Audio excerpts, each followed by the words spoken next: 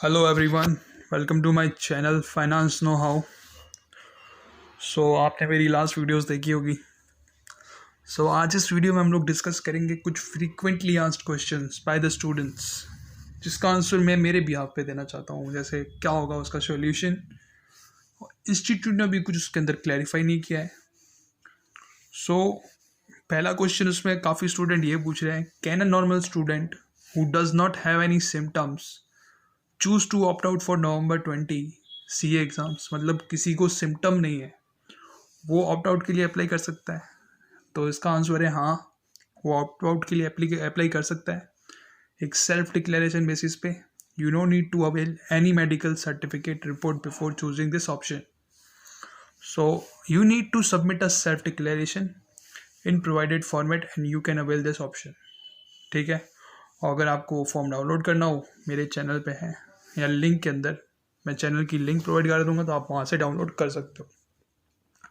दूसरा क्वेश्चन जो आ रहा है वो है, can I opt out during the exams. So yes, you can opt out during the exams till 14 दिसंबर 2020। 14 दिसंबर तक आप ऑप्ट आउट के लिए अप्लाई कर सकते हो, तो उसके ऊपर कोई रोक टोक नहीं है। Now, third question is, can I appear for one group in November 20 and another group in Jan? Is it possible? So I think yes, it is possible, but opt-out window will remain open during the entire exam period. You can choose to opt out anytime, but the condition is that only one out of just one group is allowed, only in circumstances when you have appeared for one group in November, except to a more specific. You can appear for the first group in full in November 20 attempt, and then you choose to opt out. In such a case, your first group will be evaluated in November 20 exam itself. Simple way में बोलना चाहता हूँ कि जो ये first group दे दोगे आप, और उसके बाद आप चाहते हो कि आप ऑप्ट आउट करना चाहते हो, तो आप सिर्फ ग्रुप 2 के लिए ऑप्ट आउट हो सकते हो। ठीक है। और ग्रुप 1 के लिए भी ऑप्ट आउट हो सकते हो, बट आपको पार्सली ऑप्ट आउट होना है तो आप हो सकते हो।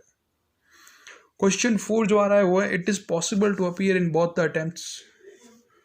जहाँ तक लगता है कि मेरे को, आप साइमल्टेनियसली दोनों ग्रुप में अपीयर नहीं हो सकते, बिकॉज ये उसका एक एक्सटेंशन पार्ट है। सपोज आप इस बार अपीयर हो गए, तो आपको ऑप्ट आउट करना होगा उस अटेम्प्ट में अपीयर होने के लिए, बट आपने ये अटेम्प्ट भी दे दिया और वो अटेम्प्ट भी दे दिया, तो आप दोनों एग्जाम नहीं दे सकते।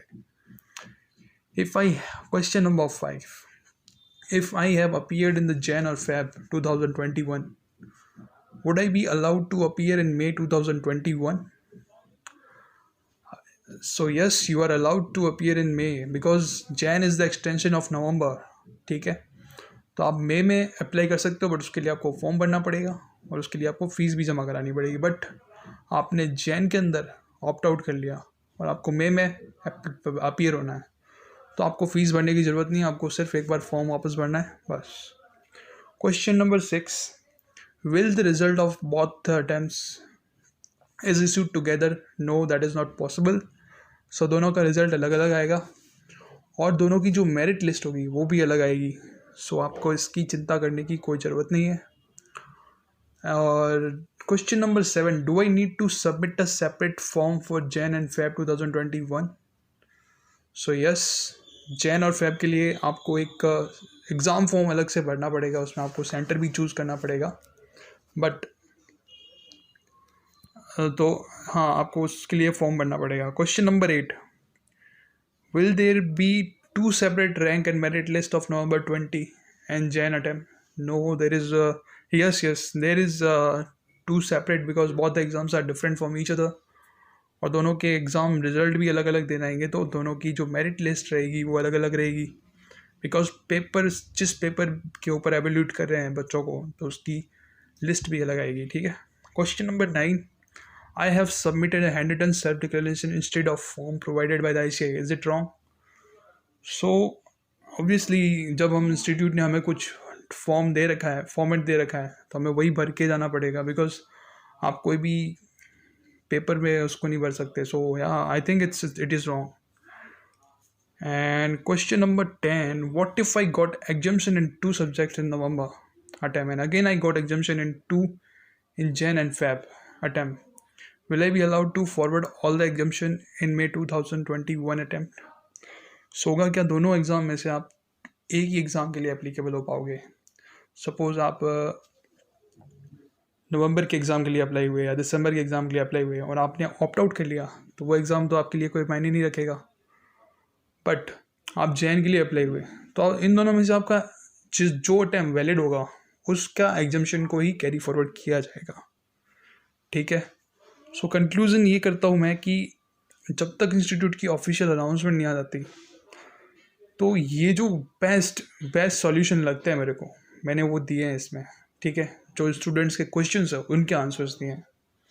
बाकी एग्ज़ाम तो पक्के होंगे, 101% होंगे। धीरज खंडेलवाल सर ने ट्वीट भी डाल दिया है। सो आप स्टडी करिए, एकदम फोकस रहिए, एग्ज़ाम होके रहेंगे और आपको एग्ज़ाम में अपीयर होना है और इसी अटैम्प्ट में पास होना है। अपने को जनवरी और मार्च में फरवरी में एग्ज़ाम नहीं देना, अपने को इसी अटैम्प्ट में पास होना है।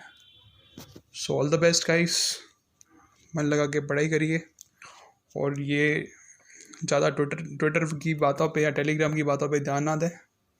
Thank you so much for watching this video, और आप इसको शेयर करिए, लाइक करिए, और थैंक यू सो मच।